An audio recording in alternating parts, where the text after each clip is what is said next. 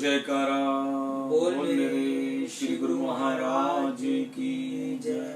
गुरु ब्रह्मा गुरु विष्णु गुरु साक्षात परमेश्वरा गुरु पारब्रह्म स्वामी महेश्वरा तमेव माता च पिता तमेव बंधु च सखा तमेव विद्या च चरण तमेव मम देव वंदो चरण सरोजु मंगलाकार सागर से पार। गुरु जी के सिमरन मात्र से नाशत विघ्न अनंत, तासे सब परम में ध्यावत है सब संत। आप प्रगटे जगत में जीव का निस्तार में, शब्द ना बनाए सुंदर जीव का को तान। नम्रता और दीनता से भेंट सद्गुरु लीजिए, मैं हूँ शरणागत तुम्हारो दास अपना कीजिए। बोलो जयकारा बोल मेरे श्री गुरु महाराज की जय। आज 29 जुलाई 2020 वार बुधवार हम अमृतवाणी सेवा ट्रस्ट एवं श्री हरिहर सत्संग मंडल की तरफ से अपना दैनिक सत्संग आपके सामने प्रस्तुत करते हैं। अमृत वचन। भक्ति मार्ग की सर्वश्रेष्ठता सेवक को सद्गुरु की आज्ञा पर चलना है। कार्य तो सब भगवान करते हैं और यश मिलता है सेवक को। उदाहरण, कार्य तो सब भगवान राम की कृपा से हुआ परंतु यश मिला हनुमान को। कार्य तो सब भगवान कृष्ण ने किया परंतु यश मिला अर्जुन को। इसलिए सेवक को चाहिए कि अपने गुरु की आज्ञा पर दृढ़ता से चलता चले ताकि उसके भी सब कार्य पूर्ण हो। सद्गुरु की मौज और आज्ञा में अपने मन को चलाने में ही सेवक की भलाई है। सत असत विचार ना कीजिए, गुरु का कथन मान सब लीजिए। इसी में ही गुरु भक्ति का संपूर्ण वेद समाया हुआ है। अपनी बुद्धि व चतुराई का त्याग कर दो। दूसरी की बात उचित या हो या अनुचित सब सुन लो। क्रोध ना करो और ना ही आधे में बात को काटो। जिन बातों का मन पर बोझ हो वह सब मालिक के चरणों में अर्पण कर दो, क्योंकि बोझिल मन से भजन अभ्यास नहीं हो सकता। दया की भावना बढ़ाओ। दूसरों का सुख दूसरों का दुख अनुभव कर विनम्र दिल से समय समय पर उसकी सहायता करो ताकि वह उस दुख को छुटकारा पा सके। दूसरों को दुख हरने से अपने अंतर में सुख और शांति प्रतीत होती है। साथ साथ भीतरी होना भी जरूरी है। यदि भगवान से हार्दिक प्रेम नहीं होगा तो संसारी मोह भगवान के बीच बाधा है, नहीं टूटेगी। परिश्रम अधिक से अधिक करो, चिंता बिल्कुल ना करो। मन की आशाओं से सदा स्वतंत्र रहो। दिल में सबके हित की चाह रखो। किसी को अच्छी बात समझानी हो तो उचित समय देखकर तब समझाओ जब उस पर प्रभाव हो। जिस कार्य से दरबार की उन्नति हो उसमें जितना भी परिश्रम हो सार्थक है। स्वयं में यह संकल्प परिपक्व करो कि जिस तरह मेरे मालिक का रुख होगा मैं उसी तरफ जाऊंगा। लाभ हानि विचारने की मुझे क्या गरज। तुमसे कोई शत्रुता करे उससे घृणा ना करो। धैर्य सुनाई देती है। जो भी कार्य करो प्रथम आत्मा की आवाज आती है, तदुपरांत मन की। तुम नाम का सुमिरन करते हो, जो कार्य तुम उसी शक्ति के प्रताप से होता है। सद्गुरु का रात दिन यही प्रयत्न होता है कि सेवक को सुख दे। दृढ़ निश्चय कर लोगे तो सदा प्रफुल्लित रहोगे। सद्गुरु के वचन इस मार्ग में आश्रय लेने के लिए टेक, अंधकार में प्रकाश, शत्रु से बचने के लिए शस्त्र तथा धोखे से बचने के लिए रावर हैं। तुम विश्वास करो कि सद्गुरु मेरी आत्मा है।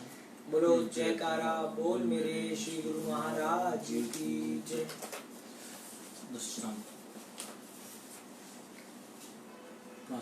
आनंद दृष्टांत। साध्वी जनीबाई। नीच नीच सब तर गए, संत शरण जो लीन। अभिमान में डूबे सकल कुलीन। भक्ति का अधिकार केवल उच्च स्तर अथवा ऊंची जात पात वालों को ही होता है, ऐसा कहना सर्वथा अनुचित है। जैसे वर्षों का जल तो प्रत्येक स्थान पर एक होता है, परंतु उसका पूरा पूरा लाभ तो हरे भरे पौधे ही उठा पाते हैं। सूखा कष्ट नहीं। इसी प्रकार भगवत कृपा तो हर किसी पर हुआ करती है, पर उसे अपने आंचल में वे ही भर सकते हैं जिन्हें भक्ति की वे प्रभु प्रेम का पात्र बनने का तीव्र अभिलाषा हो और जो अपनी चित्त वृत्तियों को उसी सांचे में ढाल सकने में समर्थ हो। संत सत्पुरुषों के दरबार में प्रेम का ही मूल्यवान होता है, परंतु स्वयं को उसी सांचे में डालना यह किसी विरले का ही काम है। साध्वी जनीबाई ने, जो कि शूद्र कुल की थी, सच्ची लगन व प्रेम भक्ति द्वारा भगवान को अपना बना लिया। पूरा दृष्टांत इस प्रकार से है। प्रभु प्रेमिका जनीबाई का जन्म एक शूद्र कुल में हुआ था। इसके माता पिता अति निर्धन थे।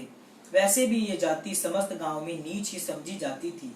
फिर भी उन लोगों में प्राय शुभ विचार अधिकांश मात्रा में पाए जाते थे।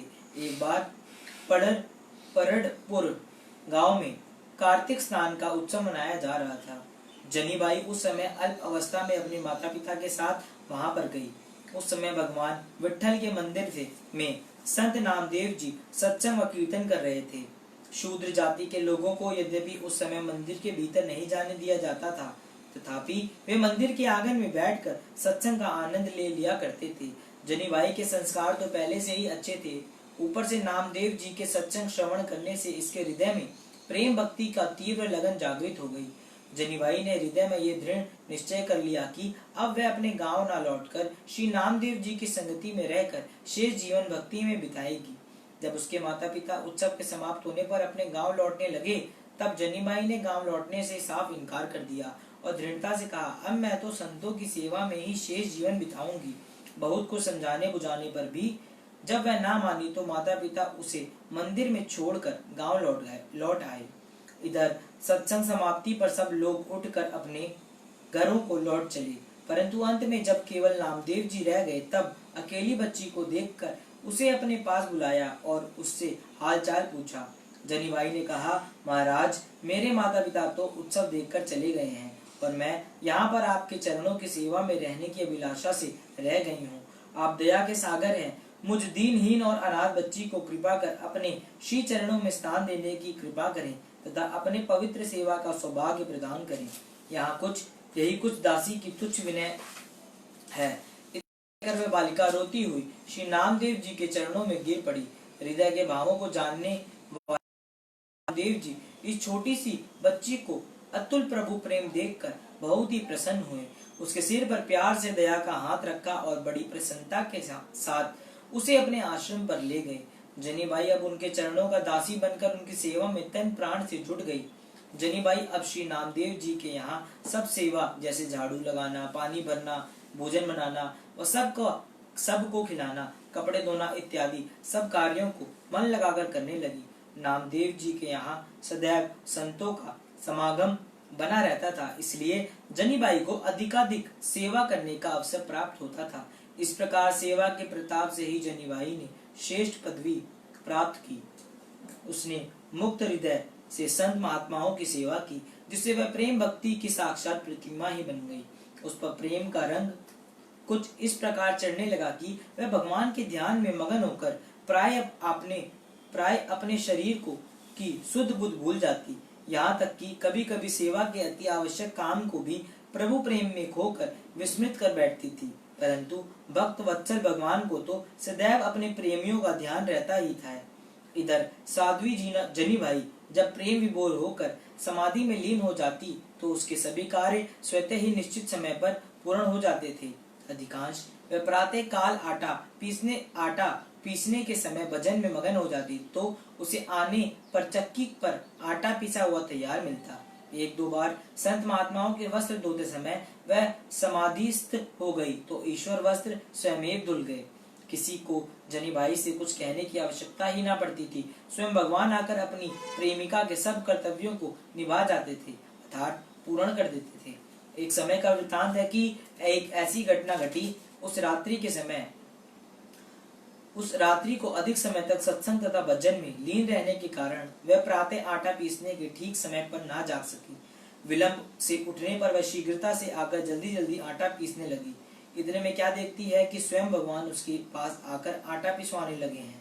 जनीबाई तो भगवान के साथ वार्तालाप करते करते अपने शुद्ध बुद्ध खो बैठी, परंतु चक्की फिर भी पूर्ववत तीव्र गति से चलती रही। जल्दी जल्दी चक्की चलाने के कारण श्री भगवान जी को अत्यधिक गर्मी अनुभव होने लगी। साथ ही पसीना आने के कारण वदन पर पानी के कण कण से छा गए। उस समय भगवान अपने मनोहर कंठ में जो हीरों जड़ा अमूल्य भारी हार धारण किए हुए थे। गर्मी लगने के कारण उन्होंने जल्दी से हार उतारकर नीचे चक्की के पास ही रख दिया और द्रुत गति से चक्की चलाते रहे, क्योंकि लोगों के जागने का समय लगभग हो चुका था। आटा पीस जाने पर भगवान शीघ्रता से बिना हार उठाए ही चले गए। जल्दी जाने के कारण वह हीरो जड़ी धार वहीं पर ही रह गया, जहाँ निकट ही जनीबाई प्रेम में शुद्ध बुद्ध खोकर समाधि में लीन हुई बैठी थी। जनीबाई को भगवान के चले जाने का तनिक भी ज्ञान न हो पाया, क्योंकि वह तो अपने अंत्यकरण में प्रभु के साक्षात दर्शन कर रही थी। उधर मंदिर के खुलने पर आरती पूजा का समय भी हो चुका था, इसलिए पुजारी लोग भगवान की प्रतिमा को स्नान कराने लगे। एकाएक श्री भगवान जी की मूर्ति पर जब पुजारी की दृष्टि पड़ी तो वह घबरा गया, क्योंकि उस समय भगवान के गले में वह अति मूल्यवान हार सुशोभित ना था, जिसका की मूल्य कई हजारों रुपयों तक था। तत्काल ही सब और खबर फैल गई और खोज शुरू हो गई। मंदिर का कोना कोना छान डाला, परंतु माला को कहीं भी पता न लगा। सब चिंतित होकर इधर उधर खोज करते फिर रहे थे। किसी चोर को कोई पद चिन्ह मूर्ति के समीप न था और न ही मंदिर के बाहर कहीं पृथ्वी पर कोई चिन्ह दृष्टिगत हो रहा था, जिससे कि चोर का अनुमान लगाया जा सके। इधर जनीबाई आटा पीसते पीसते ध्यान मगन होकर बैठ गई। काफी समय बीत गया, दूसरे कामकाज उसके बिना अधूरे पड़ गए। बहुत देर तक उसे आया न देखकर नामदेव जी के सेवक उसे खोजते हुए उसी कमरे में आए जहाँ की आटा पिसा पड़ा था। वहां आकर क्या देखते हैं कि जनीबाई तो सुध बुध बुलाकर समाधि में लीन है तथा निकट ही वह हीरो जड़ित हार पड़ा हुआ है। माला को देखकर वे पहले तो आश्चर्यचकित रह गए, पश्चाताप परस्पर कहने लगे, हार तो इसने ही चुराया है देवालय से। ये आंखें मूंदना और समाधि लगाना तो बगुले भक्त का सा आडंबर है। इतना कहकर उन्होंने जनीबाई को जगाया और मंदिर के पुजारी को भी समाचार दिया कि हीरो जड़ित हार जनीबाई से प्राप्त हुआ है। बस फिर क्या था, चोरी का अपराध जनीबाई पर लगाया गया तथा उसे बंदी बना लिया गया। साध्वी जनीबाई को अपराधी की भांति राजा साहब जी के समक्ष उपस्थित किया गया। जब हीरो जड़ित हार के विषय में उसे पूछा गया तो जनीबाई ने अपना अपराध स्वीकार करने से नितांत अस्वीकृति दे दी। जब उसने कोई अपराध किया ही ना था तो वह कैसे स्वीकार करती। केवल नीच जाति के होने के कारण सब उस पर संदेह कर रहे थे। अतएव हार चुराने का कारण तथा उस पर अपराध स्वीकार न करने के कारण जनीबाई को देश के सम्राट ने सूली पर चढ़ाने का कठोर दंड सुना दिया। भीमा नदी के तट पर सूली बनाई गई और जनीबाई को उस पर चढ़ाने का प्रबंध भी कर दिया गया। श्री भगवान भला अपने प्रेमियों और सच्चे भक्तों का अपमान होता कहाँ देख सकते थे।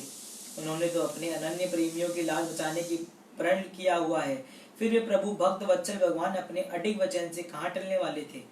सो निश्चित समय पर जब जनीबाई को सूली पर चढ़ाया जाने लगा तो अब आगे उस लीला में भगवान की अलौकिक शक्ति को चमत्कार भी देखी कि ज्यों ही प्रेम दीवानी जीनाबाई को सूली पर चढ़ाया जाने लगा तो उस समय समस्त दर्शक गंगों के मूक आश्चर्य से खुले के खुले ही रह गए। हुआ क्या कि सूली की रस्सी स्वयं बिना किसी चेष्टा के दो टुकड़े हो गई। ऐसा अद्भुत कौतुक देखकर राजा साहब की व पुजारियों की आंखें खुली। अब सबको ज्ञात हुआ कि जनीबाई साधारण स्त्री न होकर भक्ति व प्रेम की साक्षात प्रतिमा है। इस पर वहां के राजा एवं जिसने भी इस पर संदेह किया था वे सब अपने किए पर पश्चाताप करने लगे। सबने सादर उसके चरण स्पर्श किए और उससे क्षमा याचना की। अब वहां आके समस्त निवासियों के दिल में उसके प्रति अत्यधिक श्रद्धा पैदा हो गई। जो भगवान के सच्चे व अनन्य भक्त होते हैं उनके हृदयों में किसी के प्रति वैर विरोध व ईर्ष्या आदि नहीं होती। जनीबाई अब तक पूर्व शांत मुद्रा में ही बैठी थी, मानो कुछ हुआ ही ना हो। तत्पश्चात वे पहले से भी बढ़कर प्रभु प्रेम व सेवा में अपना समय व्यतीत करने लगी। तात्पर्य यह है कि यह दृष्टांत हमारे सामने प्रभु भक्तनी साध्वी जनीबाई की अगाध सहनशीलता का जहाँ स्पष्ट उदाहरण प्रस्तुत करता है, वहाँ यह भी बतलाता है कि श्री भगवान अपने भक्तों पर किसी प्रकार की भी आँच नहीं आने देते। आवश्यकता है अपने परम इष्टदेव मालिक सदगुरुदेव जी से चरण कमलों में घना घना प्यार व श्रद्धा जागृत करने की। श्री रामायण में भी अयोध्या वासियों से भगवान श्री रामचंद्र जी ने वचन फरमाए हैं कि भक्ति हीन विरंची किन होई, सब जीवन संप्रिय मोहि सोई। भक्तिवंत अति नीचहु प्राणी, मोहि प्राण प्रिय असमम वाणी। भक्ति से हीन अथवा शून्य प्राणी चाहे ब्रह्मा समान ही क्यों ना हो, परंतु वह मेरे लिए साधारण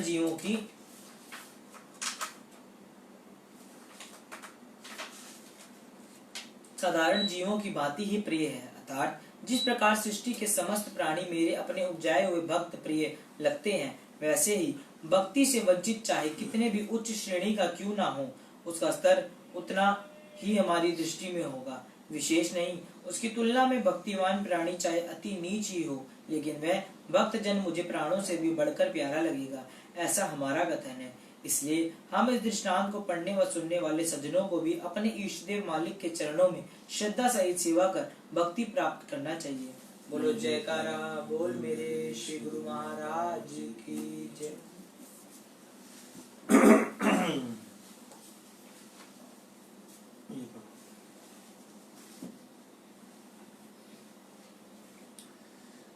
सत्संग, शांति की खोज। हर एक इंसान के दिल में यह ख्वाहिश सदा ही बनी रहती है कि उसे शांति, सुख और आनंद मिले, और इसे प्राप्त करने के प्रयत्न में भी अपने ख्याल अनुसार सभी लगे हुए हैं। यह चाह तो उसकी ठीक है, मगर चूंकि कर्म इस ख्वाहिश के विरुद्ध करता है, इसलिए सुख, शांति और आनंद को हासिल नहीं कर सकता। असल में यह इंसान अपनी तरफ से हर काम इसीलिए करता है कि हर समय सुख शांति बनी रहे। दिन रात यह इंसान इसी सुख शांति की तलाश में रहता है, मगर उसे पता नहीं आखिर क्या कारण है कि वह सुख शांति और आनंद को हासिल नहीं कर सकता। इसका कारण यही है कि सबके सब कर्म विपरीत दिशा में होते हैं। अंदरूनी तलब और होती है, बाहरी कर्म और करता है, तब फिर असलियत की प्राप्ति भला किस तरफ हो। फकत बेसमझी और अज्ञान के सबब ही यह इंसान इतनी भारी भूल में पड़ा हुआ है। इसकी कुल दौड़ धूप माया और माया के समानों और संबंधों तक और इसी दायरे में ही रहती है, जहाँ की बजाय सुख के दुख और बजाय शांति के अशांति हासिल होती है। चूंकि वह असलियत से बेखबर और नावाकिफ है, इसी बेखबरी की वजह से वह असली चीज को नहीं पा सकता। वह सुख शांति और आनंद की खोज मायावी समानों में करता है तो भला वे क्यों कर हासिल हो। लेकिन गुरुमुख जन असलियत का पता लगा लिया करते हैं और वे असलियत व हकीकत की खोज गुरु की रहनुमाई में करते हैं। इसके विपरीत दुनियावी लोग सुख शांति और आनंद की तलाश की सब कार्यवाही मन के मुताबिक ही करते हैं। मन की कुल कार्यवाही चूंकि गलत होती है, इसलिए नतीजा इच्छा के विरुद्ध मिलता है। संसारियों के रहनुमा उनका अपना मन या माया या दुनिया के लोग हैं। वे सब काम दुनिया की खातिर करते हैं, दुनियावी संगति में ही सुख मानते हैं, इसलिए ही दुखी होते हैं। लेकिन गुरुमुखों के राहबर या रहनुमा संत सद्गुरु होते हैं, जो उनके सीधा रास्ता बतलाते हैं, सुख की खोज करवाते हैं और दुख और सुख की प्राप्ति करा देते हैं। मन के मुताबिक या दुनियावी रहनुमाई काम करने का नतीजा की कुल कार्यवाही का फल दुख और अशांति के सिवाय कुछ भी नहीं होता।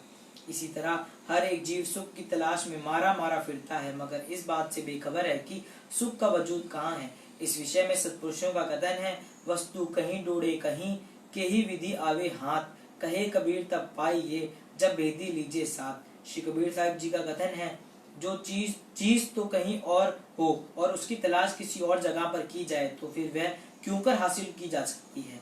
परम संत श्री कबीर साहब जी फरमाते हैं कि चीज तो तभी मिलेगी जब उस पर उसकी पूरी वकाफियत रखने वाले भेदी का साथ ले लिया जाएगा। गलत तरीके से जिस कदर भी तलाश की जाएगी, चीज उतनी ही दूरतर होती जाएगी। जैसे किसी की सुई घर में खो गई। घर में चूंकि अंधेरा था, वह बाहर रोशनी में जाकर तलाश करने लगा। देखने सुनने वाली उसकी हंसी उड़ाने लगे कि भाई वाह, क्या बात है, सुई तो घर में गुम गई और उसकी तलाश बाहर हो रही है। अब ये कितनी भारी भूल है। इस मसाल का मतलब यह है कि दुनियावी लोग अपनी चीज अर्थात अपनी निजी सुख शांति और अंदर की दुनिया में ढूंढते हैं, जो कि असल में अपने अंदर है। अपनी चीज तो है जिसमें सुख शांति और आनंद भरा है और ये अपने अंदर में है, मगर जीव के अपने अंदर में चूंकि अंधेरा है, इसलिए वह अपनी निजी चीज से बेखबर है और उसे बाहरी दुनिया में खोजता फिरता है। जीव के अपने अंदर में अज्ञान का अंधेरा है, इसलिए इसे कुछ नहीं सूझ सकता। जब तक वाकी फकार राहबर और रहनुमा साथ ना हो, असली चीज का मिलना मुश्किल है। बेदी लीना साथ करी, दीनी वस्तु लखाए, कोटि जन्म का पंथ था, पल में पहुंचा जगत के वेदी रहनुमा अर्थात संत सद्गुरु को साथ ले लिया तो वे अपने अंदर की निजी चीज को पाने का रास्ता दिखा देते हैं। वैसे जिस चीज तक इस जीव को करोड़ों जन्मों में भी पहुंच पाना मुश्किल था, उसी को ही एक पल भर में उसने संत सद्गुरु की कृपा और रहनुमाई से पा लिया। मन की उल्टी कार्रवाई से तो ये जीव रही चीज हासिल नहीं हो सकती। वह तो जब भी हासिल होगी पूरे गुरु की रहनुमाई से भी होगी। हमेशा जिस चीज की जरूरत होती है उसी के तजराबाकार और वाकी फकार की रहनुमाई की जरूरत भी उसे हासिल करने की जरूरत होती है, तभी जाकर चीज हासिल हो सकती है। ये आम असूल है। मिसाल के तौर पर धन की प्राप्ति के लिए किसी व्यापारी की संगति की जरूरत होती है। किसी हुनर को हासिल करने के लिए हुनर जानने वाले की सोबत करने की जरूरत होती है। इल्म की ख्वाहिश हो तो इल्म के जानने वाले आलिम से तालीम पाने की जरूरत होती है, इत्यादि इत्यादि। इसी तरह ही अगर सुख शांति और आनंद की तलब हो और मन की रहनुमाई में या दुनियावी सामानों में तलाश करता फिरे तो वह क्यों कर मिले। उसके हासिल करने के लिए तो संत महात्माओं की शरण में जाने और सदगुरु की रहनुमाई की बेहद जरूरत है। मन की मति के मुताबिक कार्यवाही करने से असली चीज का हासिल होना तो एक तरफ रहा, उल्टे इस कुल कार्यवाही का नतीजा 84 लाख योनि की सजा है। बस तुम्हारी तलाश जिस तबका में है उसमें सुख शांति और आनंद हरगिज नहीं है। वह ना दुनियावी साजो सामानों में, ना मायावी पदार्थों में, ना धन दौलत मान बढ़ाई वगैरह में है, लेकिन उसका वजूद है जरूर। अब बताइए कि वह कौन है, वह कहाँ है।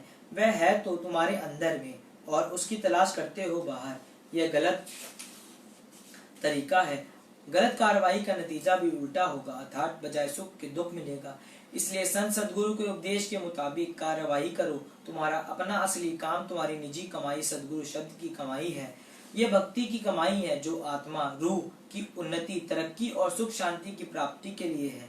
बस इसी में अपने दिल लगाओ और सुरती की बैठक वहां रखो जहां तुम्हारी अपनी निजी चीज अर्थात भक्ति है। भक्ति की संभाल करो और उसे सुरक्षित रखो ताकि वह तुमको फलदायी हो। इसका फल ही सुख शांति और आनंद है जिसकी तुम्हें तलाश है। यह भक्ति या रूहानी आनंद और रूहानी शांति संत सदगुरु से ही हासिल हो सकती है। दुनिया में यह किसी और जरिया या उपाय से हासिल नहीं हो सकती। इसलिए अपनी सूरती की धार को संत सदगुरु के शब्द और उनके ध्यान में लगाए रखो। अगर अपनी सूरती की धार को संत सदगुरु के ध्यान में लगाए रखोगे तो हमेशा सुख शांति और आनंद को प्राप्त करोगे। बस इसी तरह अपने आत्मिक उन्नति करते हुए अपने जन्म को सफल कर लो। बोलो जयकारा बोल मेरे श्री गुरु महाराज की जय। ये हमारे तितरिया पातशाही जी महाराज जी के प्रवचन थे जो भी आपको सुनाए हैं। अभी एक आनंद सिंह आपको जो है एक सत्संग और सुनाएगा। थोड़ा ऊंचा बोलना, थोड़ा स्लो। सत्संग, बंधन और मोक्ष। जैसा ख्याल वैसा हाल, जो करेगा सो पाएगा, जो सोचेगा वह हो जाएगा। ये शब्द किसी और के नहीं, स्वयं श्री गुरु महाराज तीसरी पातशाही जी के वचन हैं। आप यह भी फरमाया करते थे कि कुदरत हर एक के ख्यालों की ताजीम करती है। अब आगे सुनिए। जीव को सांप की योनि किसने दी? उसने स्वयं मांगी। जीव को शुकर का जन्म किसने दिया? उसने स्वयं मांगा। जीव को वैश्व उसने खुद मांग लिया।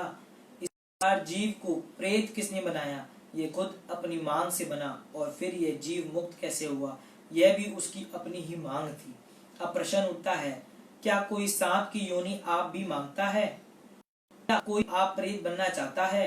क्या कोई स्वयं मांगता है? क्या कोई शुकर की योनि में आप जाना चाहता है? ठीक है कि इन नीच योनियों में कोई नहीं जाना चाहता, परंतु चला गया। ऐसा क्यों हुआ? प्रमाणित रूप में गुरुवाणी का शब्द सामने आ जाता है, जिसका अर्थ यह है, अंत्यकाल में जब जीव का ध्यान धन की ओर चला जाता है तो उसे सांप का जन्म मिलता है। मरते समय जीव बच्चों के मुंह में चला जाता है तो उसको शुकर बनना पड़ता है। शरीर छोड़ते समय जब मनुष्य का ध्यान स्त्री में चला जाता है तो उसका वैश्या का शरीर धारण करना पड़ता है। त्यागने के समय जीव का ध्यान जब मकानों की ओर चला जाता है तो उसे प्रेत का जन्म मिलता है। इसी प्रकार मनुष्य का ध्यान मालिक के भजन में लग जाता है तो उसे मोक्ष की प्राप्ति होती है। इससे सिद्ध हो जाता है कि शरीर त्यागने के पश्चात जीव जिस योनि में भी जाता है, अपने ख्याल से, अपनी इच्छा से तथा अपनी मांग से, यदि मरते समय उसके विचार ऐसे उसकी ऐसी गति ना होती, इसका अर्थ यह है कि उसने इन योनियों को स्वयं मांग कर लिया है। ये ऊपर वाले वचन श्री गुरु महाराज दूसरी पातशाही जी के हैं। श्री कृष्ण महाराज भगवद गीता के अंदर अर्जुन को उपदेश करते हुए फरमाते हैं, ए अर्जुन, देह को त्यागने के समय जिस देह को त्यागते हैं तिस ही को पहुंचते हैं। इसलिए सर्व कालों में मैं मेरा ही स्मरण करना चाहिए, क्योंकि यह देह क्षणभंगुर है, न जाने किस समय छूट जाए। यह ऊपर लिखे गए महापुरुषों के वचन है। इन वचनों से सिद्ध होता है कि यह जीव संसार में आप ही फंसता है। कहा है, जीव कर्म आप ही करे, आप ही ते ही फल भुगत, आप रमत संसार में, आप ही ते ही से मुकत। सरुक्तावली में लिखा है, कुदरत के घर में न्याय है, वहां नहीं होता। जो जैसा बीज बोता है वह वैसा ही फल पाता है। मनुष्य का ख्याल ही बीज है, उसी ख्याल के अनुसार परलोक में उसे स्थान मिलता है। यह कुदरत का अटल नियम है और ऐसा कानून है जो अमीर गरीब, नीच ऊंच, स्त्री पुरुष तथा छोटे बड़े सब पर एक बराबर लागू होता है। इससे कोई नहीं बच सकता। इस कानून के अधीन कुदरत की अदालत में फैसले पहले ही हुए पड़े हैं। धर्मराज ना ही कोई इंसान है, ना ही धर्मराज किसी देवता का नाम है, जिसने परलोक में पहुंचने पर हमसे पूछताछ करके नए सिर से फैसले देने हैं। धर्मराज से अभिप्राय यह है कि वह धर्म की अदालत है, वहाँ अधर्म नहीं चल सकता। न वहाँ अपील है, न वकील है, न दलील है, न दलील है। तरबूज का बीज बोने से फल भी तरबूज का होगा, कड़वे बीज बोने से फल भी कड़वे तंबे के ही लगेंगे। किसी की सिफारिश पर तरबूज कड़वा तुम्बा नहीं बन सकता और कड़वा तुम्बा तरबूज नहीं बन सकता। जेहा बीज सो लुड़ कर्मा संजड़ा खेतु। इसमें संदेह नहीं कि मनुष्य के अतिरिक्त कर्म अन्य योनियों के जीव भी करते हैं, परंतु उनके कर्म बीज नहीं बनते, वे भुने दाने हैं। लेकिन मनुष्य के कर्म कच्चे दानों के समान बीज बन जाते हैं, जो एक से अनेक होकर फूलते फलते हैं, चाहे वह बुरे हों चाहे अच्छे। मानव जन्म में किए हुए कर्म अपना असर दिखाए बिना नहीं रहते।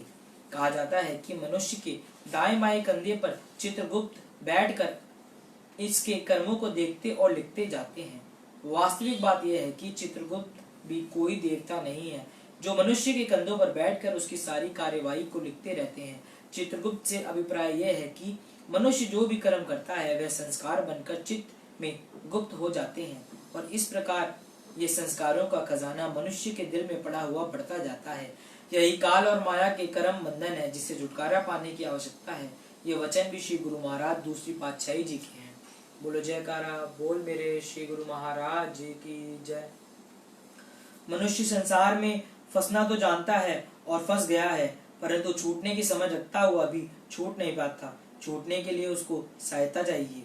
कारण यह कि माया और काल के बंधनों में दीर्घ काल में रहता हुआ ये दुर्बल बन गया है और इस काल तथा माया के कर्म बंधन से छूट पाना इसकी शक्ति से बाहर हो चुका है। संतों का सहज ही स्वभाव होता है कि वह दूसरों को बंधन में पड़ा देखकर सहन नहीं कर सकते। उनको पुरुषार्थ रहता है कि जैसे कैसे भी हो जीव काल के बंधन में ना आए। इस परोपकार की भावना को लेकर वे सदा यत्न करते रहते हैं कि जीव माया जाल से बच सके, क्योंकि माया जाल से बचाने का काम केवल संत ही कर सकते हैं।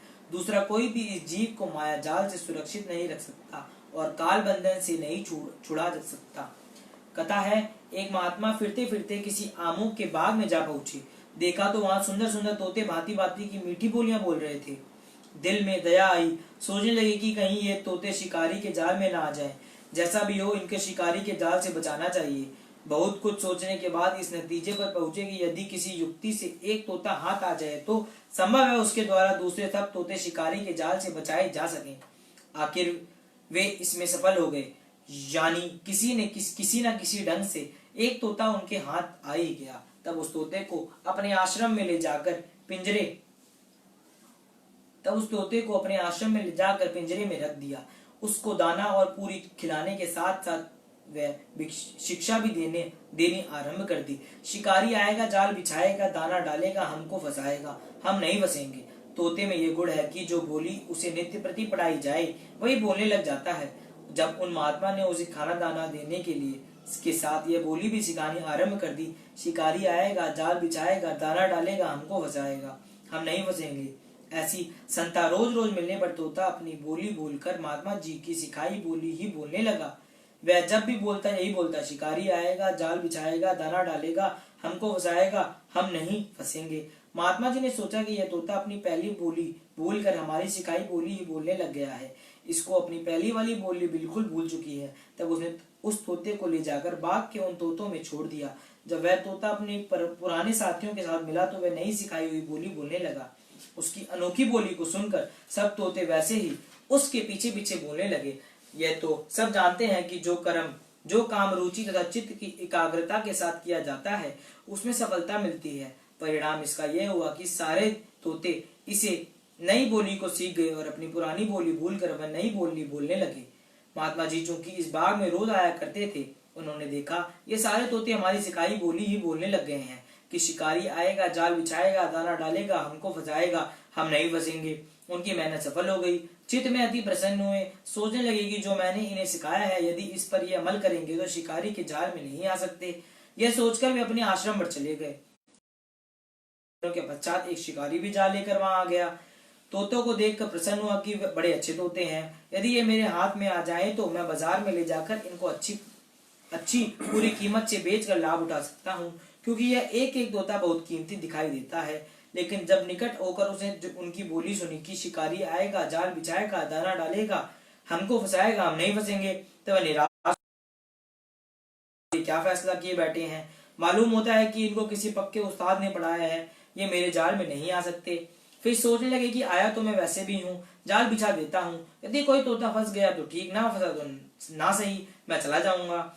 यह सोचकर उसने जाल बिछा दिया और चोक डालकर आप एक तरफ छुप कर बैठ गया। उन तोतों ने जब चोक को देखा तो उनमें से एक तोता उड़कर वही नई बोली बोलता हुआ चोक के लालच में जाल में घुस गया। तब उसके पीछे एक एक करके ये कहानी जो आज के समाज के ऊपर बिल्कुल फिट बैठ। एक तोते को महाराज जी ने सिखा दिया कि शिकारी आएगा, जाल बिछाएगा, हम नहीं फंसेंगे। महात्मा जी ने सोचा कि ये इस तरह जो है सभी तोते सीख जाएंगे और शिकारी जो है वो उससे बच जाएंगे। सभी तोते हैं, क्योंकि रोज शिकारी तोतों को पकड़कर और बेचने चला जाता था। अब जो है महात्मा जी ने तो अच्छा किया, तो अब तोते ने जो है वो अपनी भाषा बोलने लग गया। शिकारी आएगा, जाल बिछाएगा, दाना डालेगा, हम नहीं फंसेंगे। अब सभी तोतों ने ये बोलना शुरू कर दिया। अब शिकारी आया, बड़ा निराश हो गया। उसने सोचा कि ये तोते तो अब जो है ऐसी बोली बोल गए, समझ गए हैं, अब कैसे जाल, हम तो फंसेंगे नहीं। मगर क्या करा, शिकारी ने कहा फिर भी चांस ले लिया जाए। उसने अपना जो है फिर जाल बिछा दिया और अपना जो है चौका डाल दिया और साइड पे बैठ गया निराश होकर के, देखे क्या होता है। लेकिन थोड़ी देर बाद देखा तो सब एक तोता जो है वो ये बोलता हुआ, शिकारी आएगा, जाल बिछाएगा, चौका फेंकेगा, हम नहीं फंसेंगे। और उसके पीछे दूसरा भी आ गया, उसके पीछे तीसरा भी आ गया। इसी तरह जो है बोली बोलते गए और जो है सारे फंसते चले गए। ये उसमें से एक तोता उड़कर वही नई बोली बोलता हुआ चोगा के लालच में जाल में घुस गया। तब उसके पीछे एक एक करके सारे तोते वही बोली बोलते हुए, शिकारी आएगा, जाल बिछाएगा, दाना डालेगा, हमको फंसाएगा, हम नहीं फंसेंगे, चोक के लालच में जाल में फंस गए। उन नादानों ने यह सोचा नहीं था कि यह केवल चोगा ही नहीं, इसके साथ जाल भी है और शिकारी भी ताक में बैठा है। जब इस प्रकार बहुत से तोते जाल में फंस गए तो शिकारी ने जाल को लपेटकर कंधे पर रखा और घर को चल दिया। जाल में फंसे हुए तोते फिर भी वही बोली बोलते जाते थे।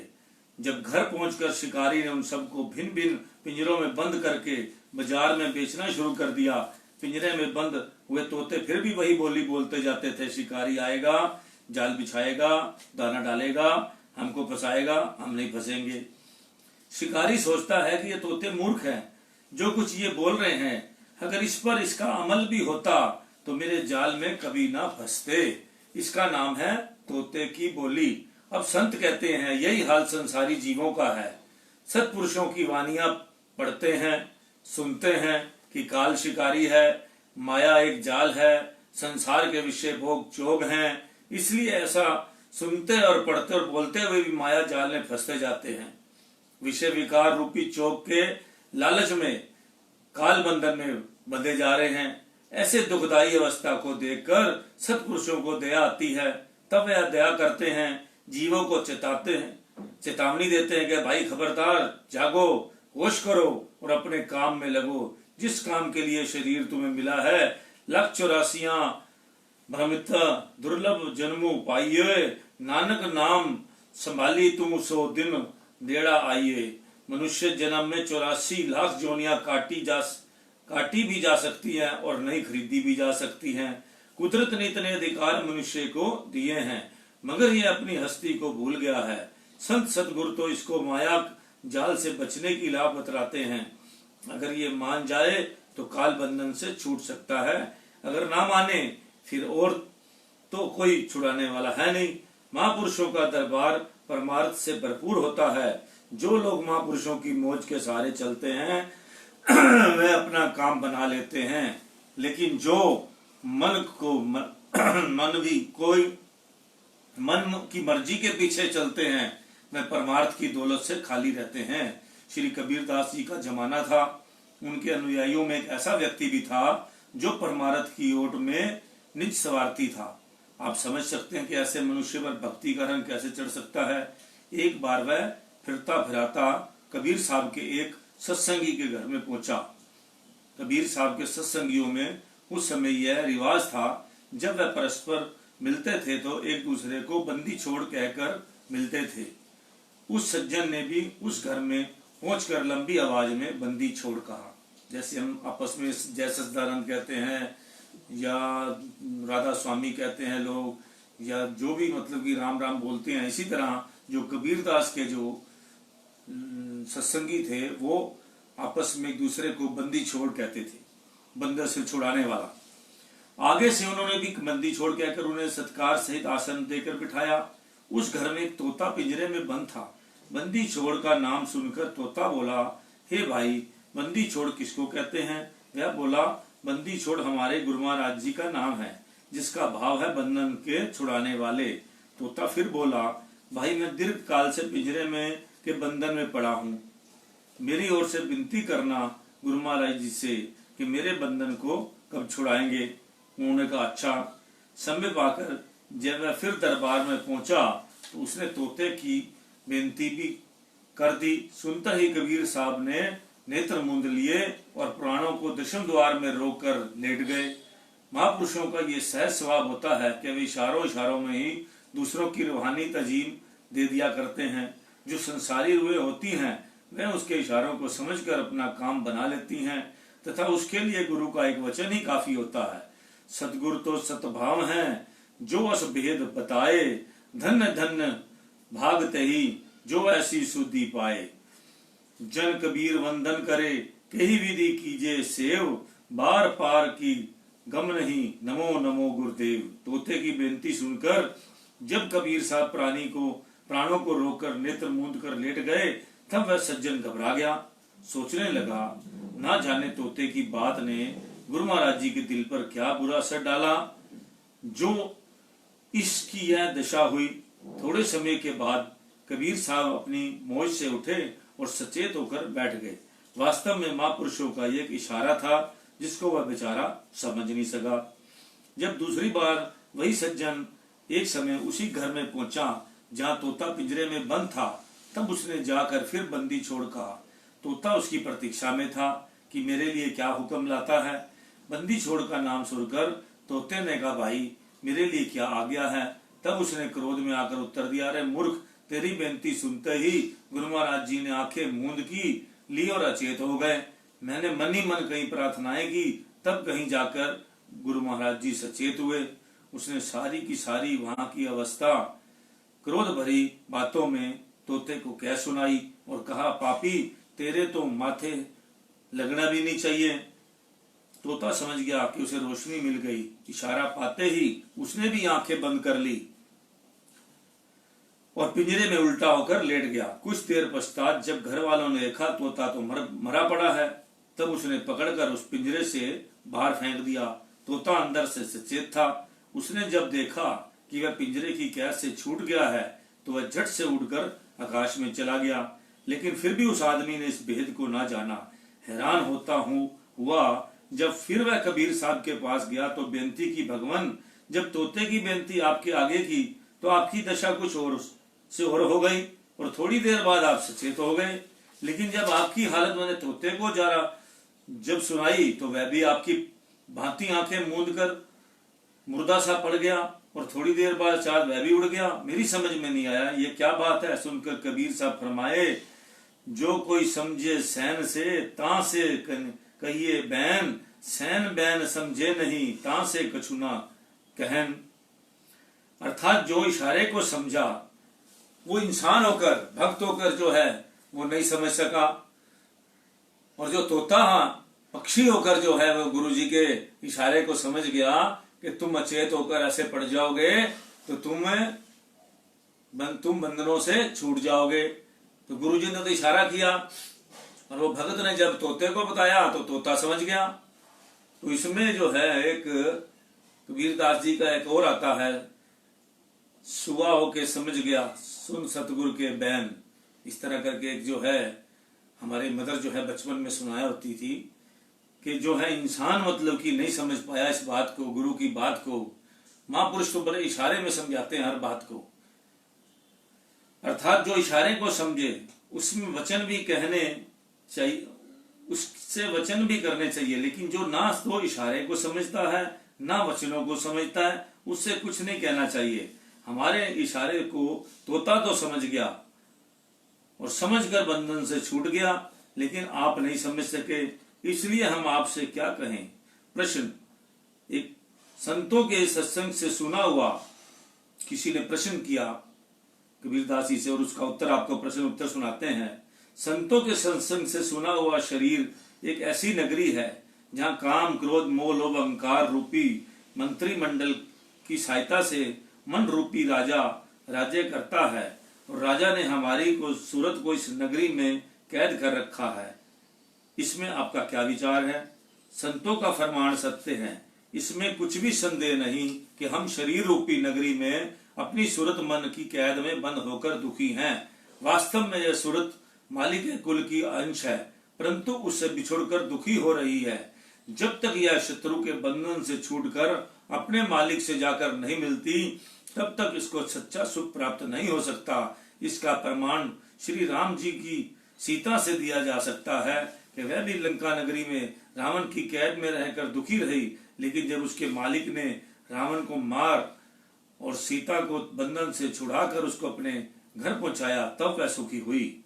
संतों के सत्संग से यह भी सुना हुआ है कि श्री राम जी व लक्ष्मण और सीता जी के सहित वन को जाना, वहां स्वर्ण के मृग का शिकार करना और पीछे से रावण का सीता जी को हर ले जाना, जटायु को उसको रोकना, फिर जटायु को मारना, तत्पश्चात सुग्रीव से मित्रता बांधकर बाली का वध करना, फिर सुग्रीव की सेना की सहायता से लंका पर चढ़ाई के अर्थ समुद्र का पुल बांधना, हनुमान जी को लंका में भेजकर लंका जलाना, विभीषण भक्त का शरण में आना, फिर सेना सहित लंका पर चढ़ाई करके रावण कुंभकर्ण आदि को मारकर सीता जी को वापिस ले आना। ये सारी कार्रवाई केवल 14 वर्षों के अंदर अंदर समाप्त हो गई। लेकिन हमारी सूरत रूपी सीता तो मन की कैद में रहते हुए दीर्घ काल हो गया है, इसे छूटने में देर क्यों हो रही है, इस पर कुछ रोशनी डालिए।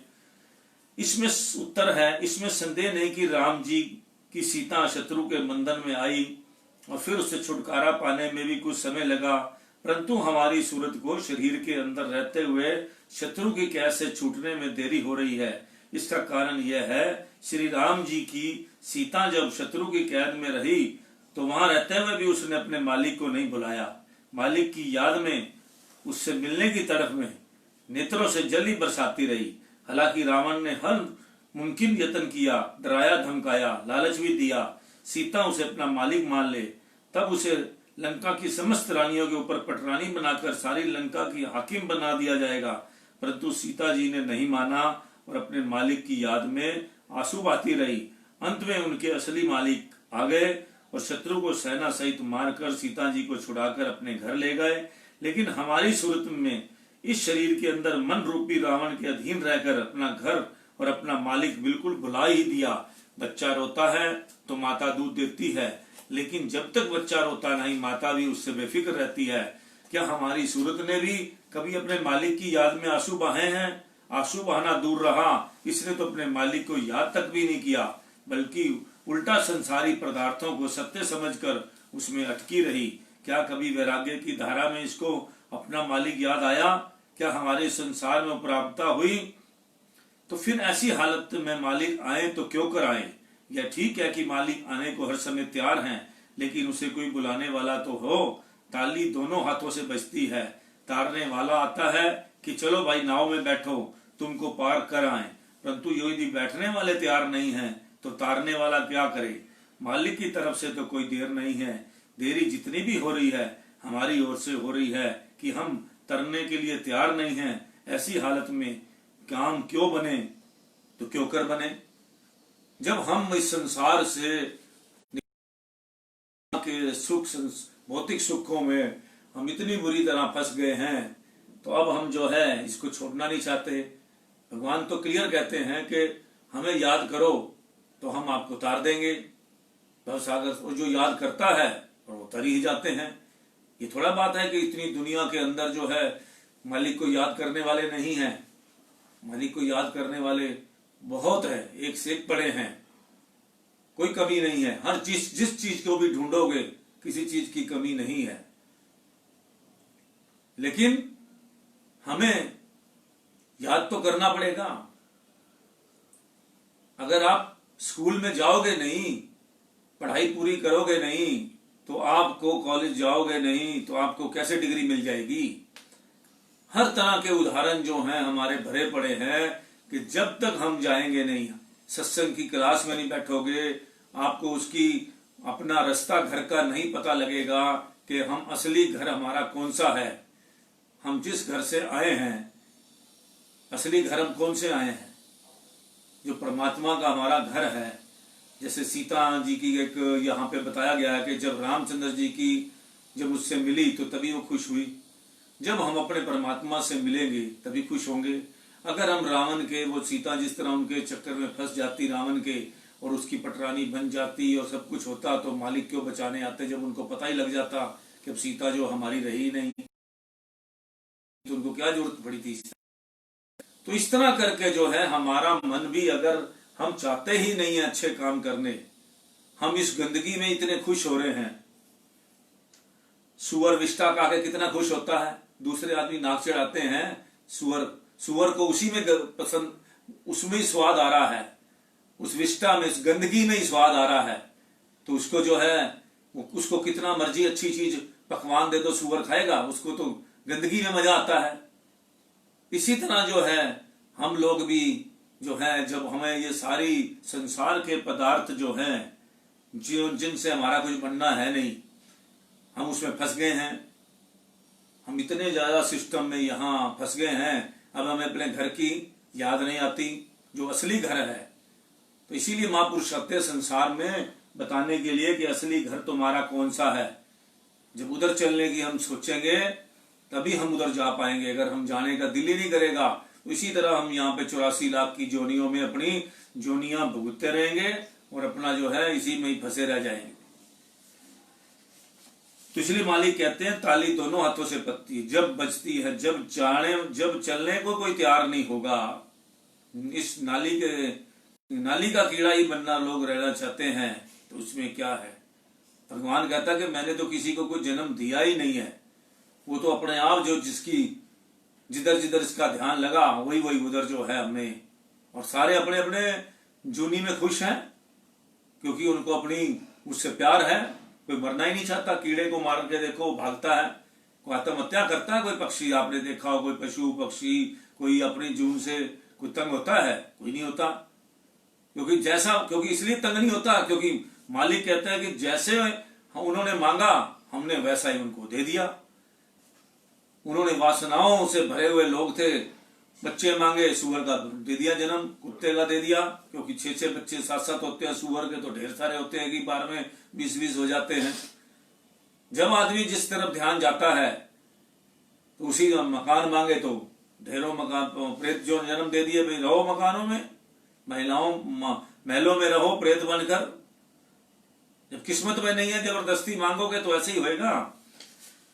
तो एक प्रश्न और है, ऊपर जो वर्णन हुआ है वह हमारी समझ में आ गया। सत्य यही है कि देरी जितनी हो रही है हमारी ओर से ही है, मालिक की ओर से नहीं है। परंतु अब आप ये बताइए कि ऐसी हालत में करना क्या चाहिए? तो संत महापुरुष फरमाते हैं, संत महापुरुषों की सत्संग में जाइए, वहां सत्य असत्य का निर्णय होता है, अपने पराई की परख होती है और ऐसी रोशनी मिलती है जिस रोशनी के आधार पर जीव ठीक रास्ते पर चलता हुआ अपने सही ठिकाने पर पहुंच जाता है। सिवाय इसके दूसरा कोई रास्ता नहीं है जहां उसकी परमार्थिक विचारधारा को उभारने का अवसर मिले। सतपुरुष संसार में रूहानी रोशनी की मीनार होते हैं। जैसे सूर्य के उदय होते हुई उनकी किरणें 10 दिशाओं में रोशनी बना देती है, ऐसे ही सत्पुरुषों के प्रकट होने पर अज्ञान का अंधकार दूर होकर ज्ञान का प्रकाश हो जाता है। संसार में सत्पुरुषों का सत्संग अति दुर्लभ है। जिसको भाग्य से यह मिल जाए उसके बराबर कौन हो सकता है। जीव के जन्म जन्मांतरों के बंधन छूट जाते हैं, रूह मोक्ष पद की अधिकारी बनती है। कबीरा कलह अरु कल्पना सत्संगी से जाए, दुखवा से भागा फिरे सुख में रहे समाये। जो पल दर्शन साधका ता पल की बलिहार, सत्य नाम रसना बसे लीजे जन्म सुधार। आरती संगत भई न संत, प्रेम बिना पशु जीवना, भक्ति बिना भगवंत। घड़ी हूं कि आधी घड़ी भाव भक्ति में जाए, सत्संगी पल ही भली जमकर धक्का न खाए। भक्ति की मंजिल तक पहुंचने के लिए सत्संग ही मात्र सीढ़ी है। सत्संग से मनुष्य अपने धर्म में लगता है, धर्म में लगने से वैराग्य उत्पन्न होता है, वैराग्य से अभ्यास में वृद्धि लगती है, वैराग्य और अभ्यास के दोनों पक्ष लगाकर सुरती अपने मालिक की ओर उड़ने लगती है। भगवान का वचन है कि जब तो मैं आगे से 10 पग उसके निकट हो जाता हूँ। जब ऐसी अवस्था आ जाती है तब फिर समस्त बंधन टूट जाते हैं और सुरत अपने मालिक से जा मिला। बोल मेरे श्री गुरु महाराज की। फिर प्रश्न एक और आया, संतों का फरमान है कि जीव इंद्रियों के विषय भोगों में फंस जाता है। इंद्रियों के विषय भोगों में जीव कैसे बन जाता है और क्यों कर छूट पाता है? मैं एक अनजान श्रोता हूँ जो आपको बार बार कष्ट देता हूँ। मेरी इस जिठाई को दिल पर न लगाते हुए मेरे इस प्रश्न पर अपने विचार प्रकट करने की कृपा कीजिए कि मैं आपका अति आभारी रहूंगा। ये किसी ने प्रश्न किया है। उत्तर है, आप धन्य हैं और आपकी बुद्धि भी पवित्र है जो आपके अंतर से इस प्रकार के प्रश्न उठ रहे हैं। इससे सिद्ध होता है कि आपके अंतःकरण में परमार्थिक विचारधारा चलती है। ऐसे श्रोतागण संसार में विरले होते हैं। शिव जी पार्वती से कह रहे हैं, श्रोता सुमति सुशील सुचि, कथा रसिक हरिदास, पाई उमा अति गोपे मत, सज्जन करिए प्रकाश। हे पार्वती, जब संतों के पास ऐसा श्रोता आता है तो अच्छी सुंदर मति रखता हो, सुशील स्वभाव वाला हो, कथा का रसिक हो और हरि का दास भी हो, तो ऐसे श्रोता को पाकर संत सज्जन गुप्त से गुप्त भेद भी खोल देते हैं। आप सुंदर मति वाले श्रोता हैं जो ऐसे परमार्थिक प्रश्न पूछते हैं, वरना संसार में ऐसे लोग भी हैं जो संतों के पास संसारिक कर्मनाएं लेकर आते हैं। ऐसे जीवों के लिए श्री कबीरदास जी की आवाज है, ऐसी दीवानी दुनिया भक्ति भाव न बूझे जी, कोई आवे तो बेटा मांगे भेंट स्वरूप रुपया लीजिए जी। कोई आवे दुख का मारा हम पे कृपा कीजिए जी, कोई आवे दौलत मांगे यही गुसाई दीजिए जी। कोई करावे ब्याह सगाई संत गुसाई रीजिए जी, सच्चे का कोई सेवक नाही झूठे जगत पसीजे जी। कहे कबीर सुनो भाई साधो इन अंधों को क्या दीजिए जी। जो दुकान जिस सौदे की होती है ग्राहक भी अगर उसी सौदे का हो तो दुकानदार को खुशी होती है। अगर दुकान हो हीरे जवाहरात की और ग्राहक वहां आकर मांगे गाजर मूली और पालक का साग, यह बात मेल नहीं खाती। संतों का दरबार भक्ति का हाट होता है, यहाँ से भक्ति का सौदा ही मांगना चाहिए। जो लोग संतों के दरबार में पहुंचकर संसारिक वस्तुओं के इच्छुक होते हैं, उनका देखकर संतों का चित्त प्रसन्न नहीं होता। कंचन कंचन कंचन ही सदा, कांच कांच सो कांच, झूठ सो झूठ है, साच साच सो साच। आपका प्रश्न है कि जीव इंद्रियों के विषय भोगों में कैसे बन जाता है और क्यों कर छूट जा पाता है। इस प्रकार संतों के सत्संग से जो कुछ सुना गया है वह आपको सुनाता हूँ, आप ध्यान देकर सुनिए।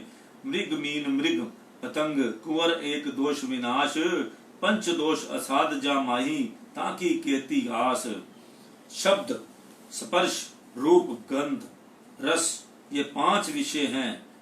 मृग कहते हैं हिरण को, उसके कानों से सुरीली आवाज सुनने का विषय है। हिरण को पकड़ने वाले शिकारी जंगल में किसी एकांत स्थान पर बैठकर सुरीली बंसरी बजाते हैं। बंसरी की आवाज सुनकर वन का मृग आता है और उस आवाज पर मस्त होकर शरीर की सुधि भूल जाता है। तब शिकारी उसे पकड़ लेते हैं। मीन नाम मछली का है, वह गहरे पानी में रहती है, उसको जीभ के रस का विषय है। मछलियां पकड़ने वाले शिकारी लोहे की कुंडी जो कांटे की तरह तेज और सिरे से मुड़ी होती है, उस पर आटा लगाकर एक सिरे से रस्सी बांधकर कुंडी को पानी में फेंक देते हैं। रस्सी अपने हाथ में रखते हैं। मछली जब आटे के लोम में उसके मुंह में डालती है तो वह कांटेदार तेल कुंडी उसके हलक में चुभ जाती है। शिकारी समझ जाता है कि मछली फंस गई है, क्योंकि रस्सी वजनी हो जाती है। तब यह रस्सी को ऊपर खींच लेता है और मछली पानी से अलग और तड़पती हुई प्राण भूल जाती है।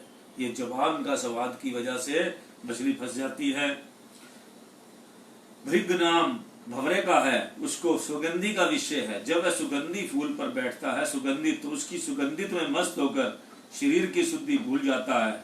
शाम को फूल की पंखुड़ियां सिमट जाती हैं और वह भंवरा उसके अंदर बैठा हुआ दम घुटकर मर जाता है। पतंग नाम पतंगे का है, उसको रूप देखने का विषय है।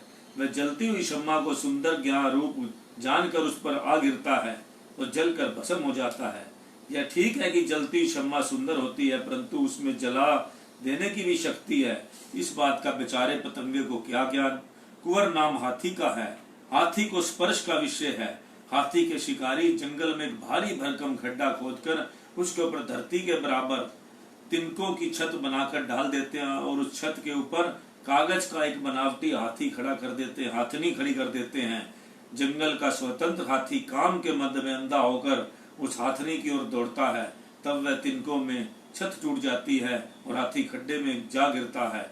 खड्डे में कुछ दिन भूखा प्यासा रहने के पश्चात जब वह दुर्लभ हो जाता है, तब शिकारी उसे पकड़कर कैदी बना लेते हैं। वह सदा के लिए बंधन में आ जाता है। क्या बात है, देखिए किस तरह इंसान अपने मुंह लोभ लालच में आकर किस तरह आदमी फंसता है।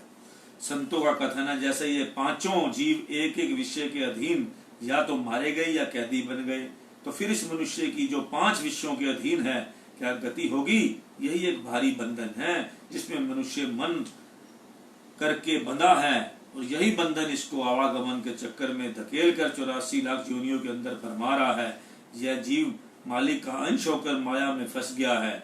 अब इसके छूटने का उपाय सोचना चाहिए। बहुत कुछ विचार करने के पश्चात यही पता चलता है कि आ जाकर हमको संत महापुरुषों की शरण का सहारा लेना चाहिए, क्योंकि जीव श्रद्धा भक्ति के सहित उसकी शरण में आ जाता है और वह इनके मन की गाड़ी का कांटा ही बदल देते हैं। उनका उपदेश होता है कि रूप देखना चाहते हो तो गुरु के पवित्र स्वरूप को देखो, शब्द सुनना चाहते हो कि गुरु के वचनों को श्रद्धा प्यार से सुनो, सुगंधी चाहते हो तो सुगंधित फूलों को गुरु के चरणों में चढ़ाओ और जीभ से गुरु के चरणामृत का पान करो। अगर स्पर्श करना चाहते हो कि गुरु के द्वार पर अपना माथा रगड़ो।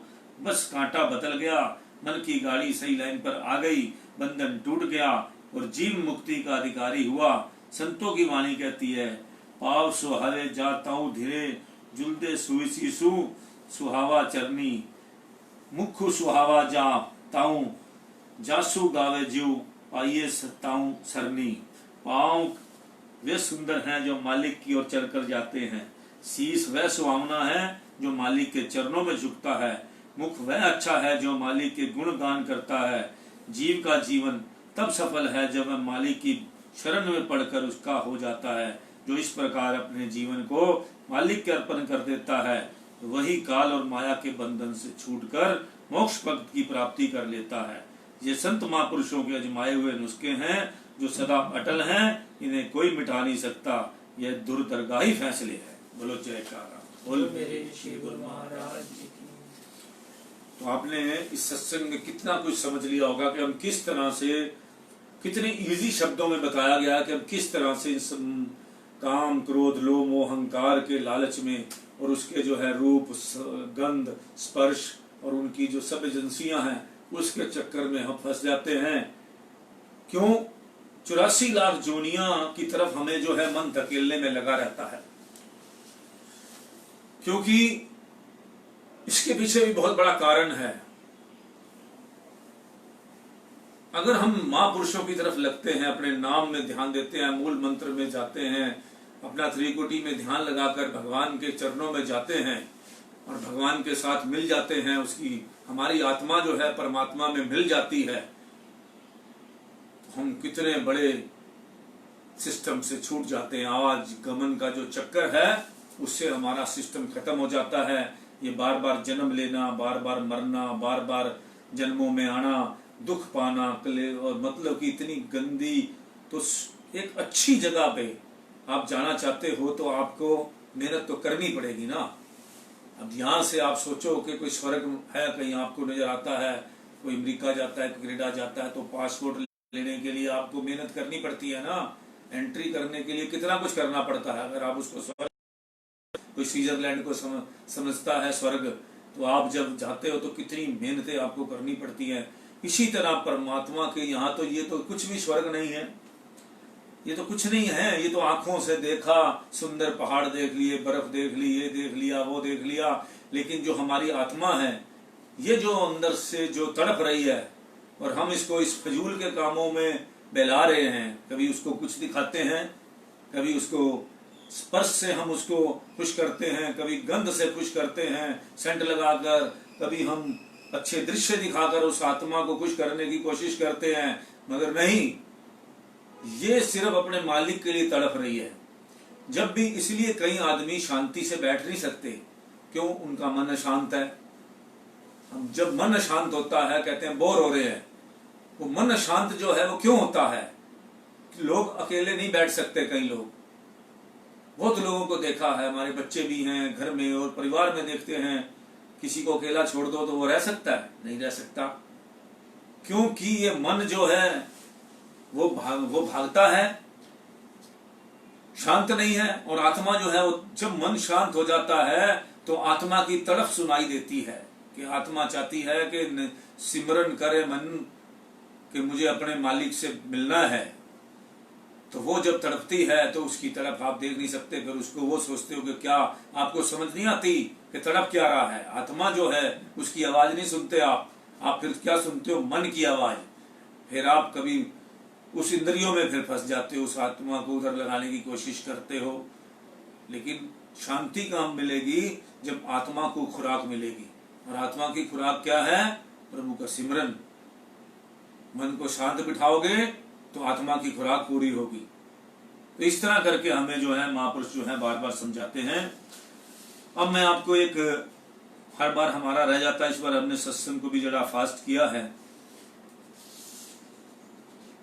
दूसरी पातशाही जी के एक बहुत ही सुंदर प्रवचन आपको सुनाने हैं मुझे। एक दिन इस नाश्वर शरीर को छोड़कर यहाँ से कूच करना होगा। इस दुनिया को इसलिए मुसाफिर खाना कहा गया है, क्योंकि इसको एक दिन छोड़ना ही छोड़ना है। यह धन दौलत, मकान, सामान जो इस मनुष्य ने बड़ी कोशिश से जमा किए हैं, सबके सब यहीं पर धरे व धरे रह जाएंगे। संबंधी तथा परिवार के लोग, जिनके साथ मनुष्य का बड़ा हित व प्यार है, जिनके मोक्ष मोह में मनुष्य ने सब कुछ भुला रखा है, रहन बसेरों के साथियों की तरह, जैसे पक्षी रात्रि समय वृक्ष पर आकर इकट्ठे हो जाते हैं और दिन होते ही सब अपनी अपनी बोलियां बोलकर उड़ जाते हैं, इसी तरह से जीव ने भी एक दिन सबके बिछुड़ जाना है। मनुष्य के जीवन को पानी की एक चलती धारा के समान कहा गया है और ऊंचे नीचे रास्तों को पार करती हुई गुजरती चली जाती है। मनुष्य की जिंदगी भी इसी तरह है। मनुष्य का जीवन भी ऊंची नीची घाटियों को पार करता हुआ समाप्त हो रहा है। समय रूपी सूर्य मनुष्य की जिंदगी को बर्फ की न्यायी पिघालता जा रहा है। श्वासों के आने जाने की गति जीव की आयु को हर समय कम करती जा रही है। सूर्य सुबह को निकलता है, शाम को अस्त हो जाता है। सितारे रात को चमकते हैं और प्रातः मंद पड़ जाते हैं। सब ऋतुएं अपने अपने समय पर आती हैं, चली जाती हैं। वृक्ष भी बहार के मौसम में हरे भरे होते रहते हैं और पतझड़ आने पर सूख जाते हैं। इसी तरह सृष्टि का चक्र चलता रहता है। परंतु अफसोस इस बात का है कि इस जीव की उम्र जब एक बार खत्म हो जाती है तो पुनः लौट कर नहीं आती। इस मनुष्य के लिए सिवाय अफसोस के कुछ नहीं छोड़ जाती। गुजरती उम्र है यूं दौरे आसमानी में कि जैसे जाए कोई किश्ती तुग बयानी में। अब सोचना इस बात की है कि क्या मनुष्य जन्म यूं ही गुजर जाए, इसमें कोई काम ना लिया जाए, और यदि काम लिया जाए तो कौन सा लिया जाए। क्या मनुष्य जन्म खाने पीने और सोने के लिए मिला था, इस बात पर ध्यान देना है। जैसे महापुरुषों के वचन हैं, कह खाना कह सोमना और न कोई चीत, सतगुरु शब्द विसारिये आदि अंत का मीत। इस जन्म में मनुष्य साधन करके अपने परलोक को सुधार सकता है, नीच जोनियों का शिकार बनने से अपने आप को बचा सकता है। इसलिए ही तो मनुष्य जन्म मिला है। परंतु साधारण मनुष्य इसकी कदर नहीं करते। बचपन और बुढ़ापे में कोई साधन नहीं हो सकता। कारण ये है, बाल्यकाल में ये जीव मालिक की प्राप्ति के ज्ञान को समझ नहीं पाता। बुढ़ापे में शरीर साधन करने में असमर्थ होता है। यदि यह जीव चाहे तो यौवन में अपने लक्ष्य को प्राप्त कर सकता है। जीवन के मध्य में हर प्रकार का साधन भजन अभ्यास आदि का हो सकता है। परंतु इस आयु में दुनिया की विषय वासनाओं ने मनुष्य को इतना घेर रखा है कि उसकी सारी भागदौड़ इस आयु में संसार के लिए होती है। परिवार के मोह में वह धन दौलत तथा माया के असत पदार्थों के कर्त करने में इतना लीन होता है, इसको सिवाय दुनिया के सामानों के और कुछ नजर ही नहीं आता।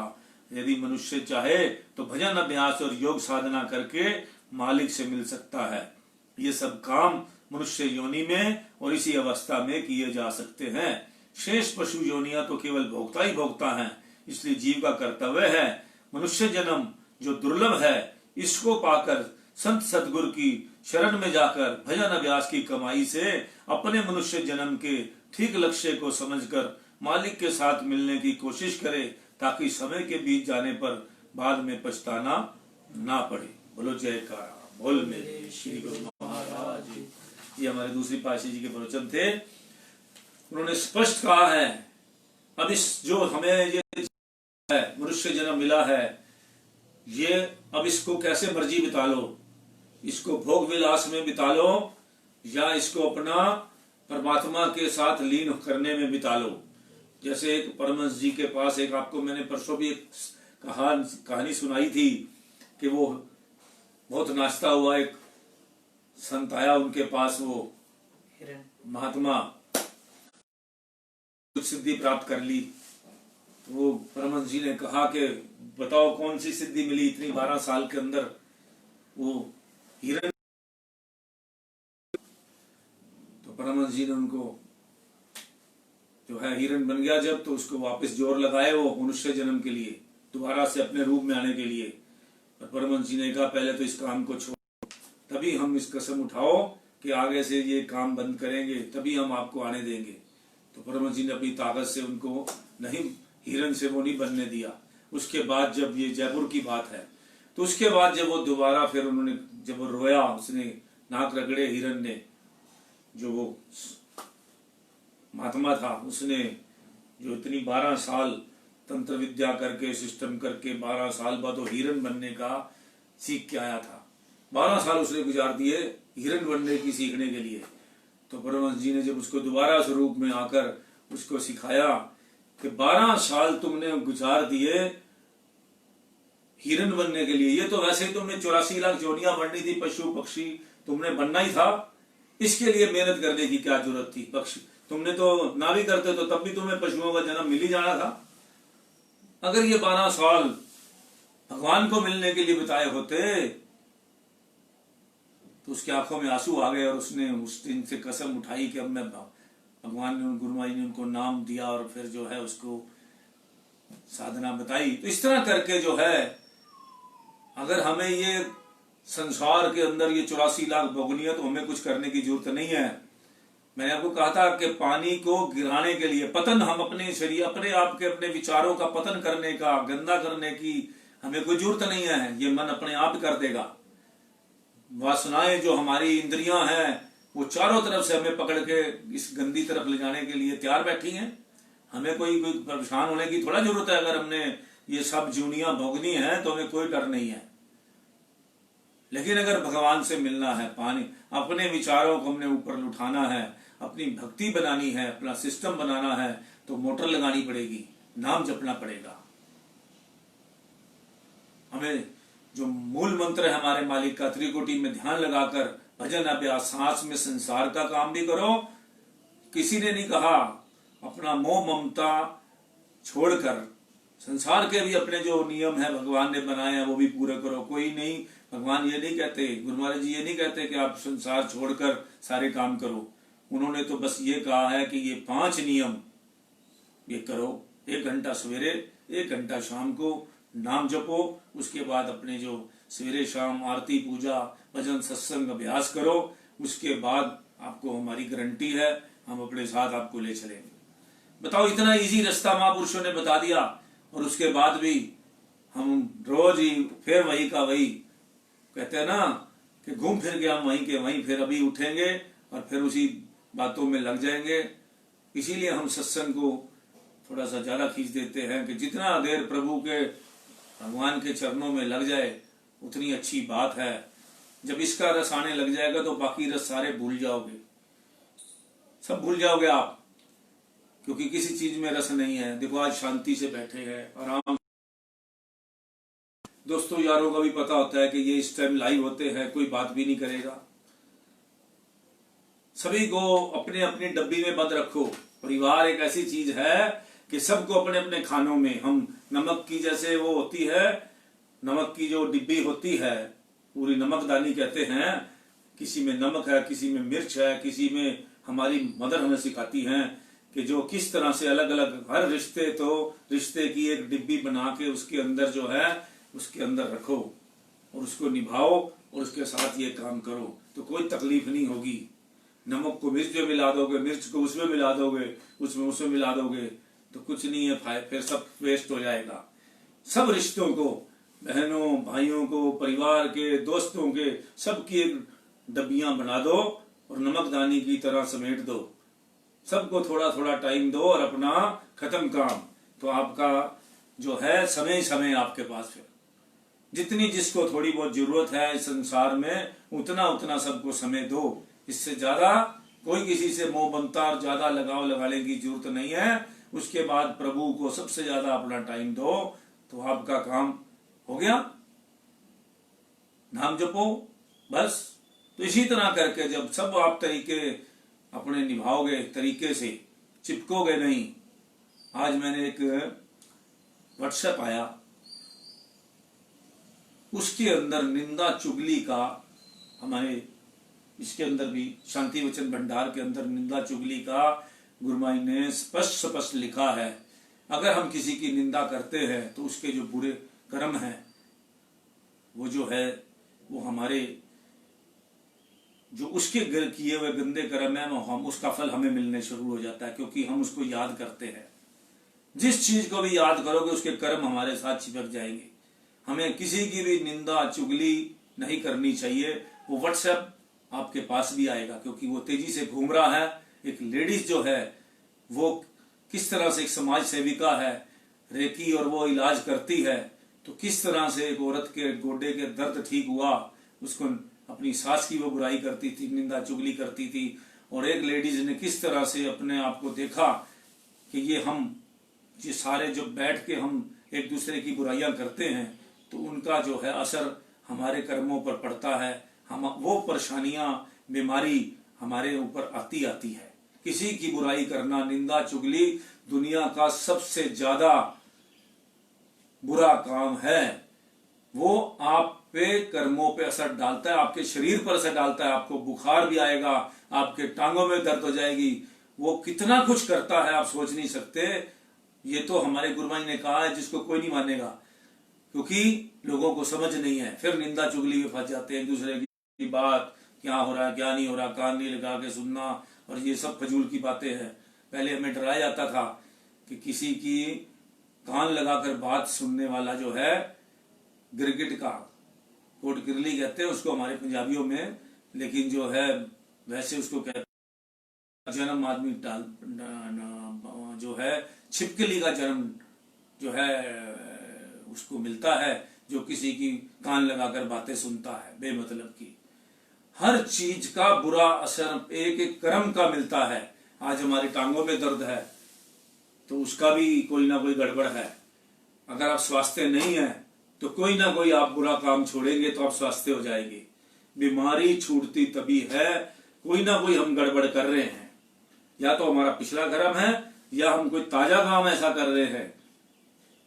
जब हम लगाते हैं अपने कामों की तरफ, अपने कर्मों की तरफ, तो हमें पता लगता है कि हमारे को ये परेशानी क्यों है। तो आज से ही ये निंदा चुगली की कसम उठा लो। मैं भी नहीं करता वैसे, लेकिन थोड़ी बहुत कई बार हम बात कर लेते हैं। आज के बाद वो भी मैंने कान पकड़े, क्योंकि आज मुझे इस बात पे हर पता नहीं कब किसकी बात हमारे ऊपर लग जाए, क्योंकि उदाहरण है ये हर चीज के हमें दिए जाते हैं। इसीलिए दिए जाते हैं कि हम किसी की सुनकर बात, शायद हमारे शरीर आत्मा पर वो इफेक्ट पड़े, मन पर, और वो बात हम छोड़ दें। आज मैंने निंदा चुगली का ओरिजिनल इफेक्ट देखा। उसने जस्ट लेडीज ने जो हमें एक व्हाट्सएप चल रहा है वो आपको जरूर आएगा। मैंने आपको एक दो व्हाट्सएप और भी आपकी कहानियों के लिए, एक गुरु नानक देव जी की कहानी है वो भी मैंने संभाल के रखी हुई है। ये चीजें जो हैं, ऐसी ऐसी बातें, ये हमारे मन को इफेक्ट करती है और मन सुधरने की तरफ चलता है। ये सत्संग का मतलब यही होता है। अगर सत्संग सुनने के बाद भी आपका मन थोड़ा सा भी नहीं बदलता तो सुनने का कोई फायदा ही नहीं है। ये मत देखो कि हम किताब से सुना रहे हैं, ये मेरी किताब तो नहीं लिखी हुई, ये अमृत वचन है, अमृत वचन नहीं है, ये अमर वाणी है। हर संत महापुरुषों के अंदर यही एक ही चीज दी गई है। गुरु ग्रंथ साहब है, गुरु श्री अपने कबीर दास जी के वचन हैं, हमारे परमहंस जी के वचन हैं। ये सारी वाणियों को इकट्ठा करके, क्योंकि हर यही रूप है, राम बने कभी कृष्ण बने, कभी नानक रूप बनाए हैं, अभी तो मेरे सतगुरु प्यारे संत रूप धराए हैं। ये हर युग के अंदर संत आते हैं, उन्हीं वाणियों को बार बार जो है उसको लिखते हैं। समाज संसार की भलाई का तरीका एक ही होता है।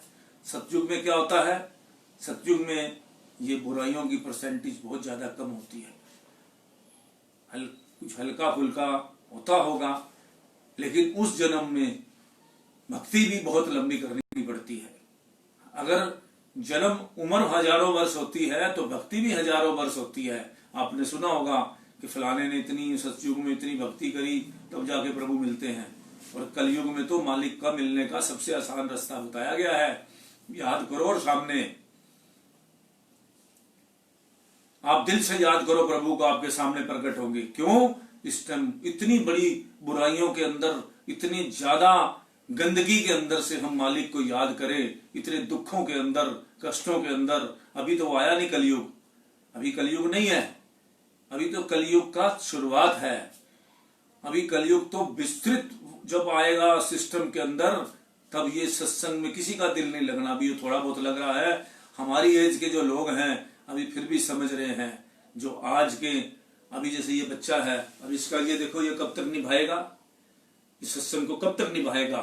कभी इसको वो ऐसा झटका लगेगा, ये मन के कहने में आ जाएगा और ये लग जाएगा।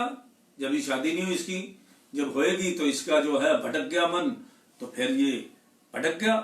अगर इसने मजबूती से लगा रहा कि मुझे ये सब कुछ करना है तो इसकी किस्मत, इसके भाग। तो इसी तरह करके इंसान को भक्ति में तो थोड़ा दृढ़ता से लगना पड़ता है। जैसे आप रोटी के टाइम से खाते हो, पानी टाइम से पीते हो, हर चीज होती है, तो ये भक्ति की भी भूख जी होती है। इसका भी एक टाइम बांध दो कि इसको हमने ये करना है।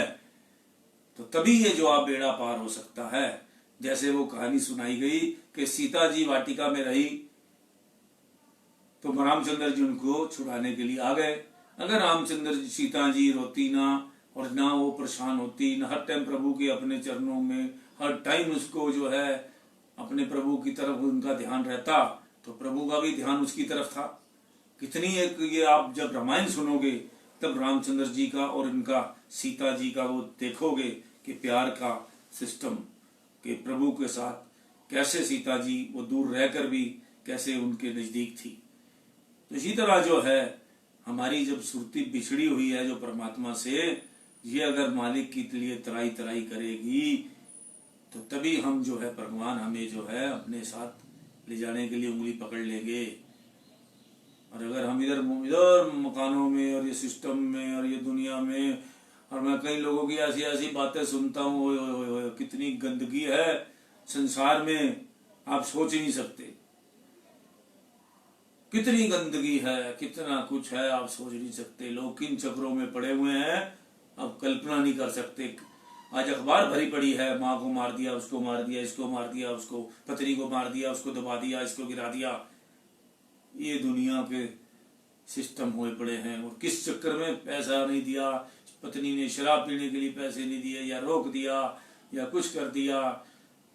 तो ये सारी चीजें क्या है, ये बहुत ही गंदगी है। यही तो ये कलयुग की सारी चीजें जब बहुत ज्यादा हो जाएगी तो फिर देखना कितना तराई तराई संसार करेगा। अभी नहीं कर रहा सराई तराई, अभी तो मालिकों ने आकर थोड़ा स्टॉपर लगा दिया है। ये जो कोरोना बीमारी ला के अभी थोड़ा सा स्टॉपर लगा दिया है, मगर लोग तो जैसे ये खत्म होएगा लोग फिर वहीं के वहीं पहुंच जाएंगे। कितनों को समझ आती है तो समय बताएगा। भगवान तो बार बार इन चीजों को कष्टों को देकर हर चीज को समझ के बाल काटता है कि भाई चलो बहुत ज्यादा तुम्हारे वो हो गए हैं, सुधर जाओ सुधर जाओ। अब नहीं सुधरते तो ये फिर मालिक ने सिस्टम दूसरा बना देना है। कोई सोचो कि आने वाला टाइम बड़ा आपका सुखी होगा। हाँ, जो जिसको सुखी, वही मैंने कहा विष्ठा खाने में जिसको सुख नजर आता है वो तो सुखी होगा। जिसको तीन तीन औरतें रखने का सुख आता है उसको तो होगा। जिसको जुआ खेलने की आदत है वो तो सुखी होगा। जिसको सारा दिन शराब में टल्ली रहने की आदत है, दिन में पी लेते हैं बहुत लोग देखे मैंने सवेरे से लेकर शाम तक, तो वो भी तो सुखी होगा। किसी को किसी के पैसे मारने की आदत पड़ी हुई है, ब्याज खाने की आदत मोटा पड़ी हुई है, किसी को कुछ भी करने की आदत पड़ी हुई है, उसमें उसको रस आ रहा है। ये रस जो है, ये रस इस रसों में जो डूबा हुआ है उसको कोई नहीं निकाल सकता। जब तक वो सत्संग में नहीं जाएगा उसका रस नहीं, वो ये रस, इतनी दुनिया को इतने रस पड़े हुए हैं आप सोच नहीं सकते। कईयों को तो मैं देखता हूं सिगरेट पीने वाले को इतना सिगरेट का होता है, तलब होती है, रोटी छोड़ देगा सिगरेट पिएगा। मतलब कि ये इतने ज्यादा कोई नशे में, कोई किसी चीज का, हर आदमी गुलाम बन चुका है। नशा शराब में होता झूमती बोतल, ये किसी ने एक गाना है पिक्चर का। तो हम तो अपने आप को जो है अपना खराब कर रहे हैं, वो हम पे राज कर रहे हैं। जितने भी ये अवगुण हैं ये हमारे पे राज कर रहे हैं, हम इनके गुलाम हैं। और स्वतंत्र कब होंगे, जब अपनी मर्जी से जब हमें किसी चीज का भी कोई गम नहीं होगा, किसी चीज का हमें परवाह नहीं होगी और मालिक के साथ होंगे। तो हम जो आजाद आदमी है, आजाद के साथ रहने वाला ही आजाद रह सकता है। गुलामों के साथ रहने वाला कभी गुलाम नहीं बन रह सकता। जो पहले आप ही गुलाम है वो दूसरे को क्या छुड़ाएगा। जो आप ही अपना हर चीज का गुलाम है, कारों का, कोठियों का, हर चीज का, भौतिक सुखों का वो गुलाम है, वो किसी को क्या छुड़ाएगा। जो मालिक जो होते हैं वो स्वतंत्र होते हैं, वो अपनी प्रवृत्ति के हिसाब से दुनिया चलाते हैं। उनको कोई जहां मिल जाए रह जाते हैं, जहां मिल जाए बैठ जाते हैं, जहां मिल जाए। तो ये सिस्टम जो है, जब स्वतंत्रता आदमी के साथ रहोगे, आजाद आदमी के साथ रहोगे तो आजादी मिलेगी, जब गुलामों के साथ रहोगे तो गुलामी मिलेगी। तो इसलिए आज हमारा सत्संग का यही विराम करते हैं। जय सच्चिदानंद, राम राम, सत श्री अकाल।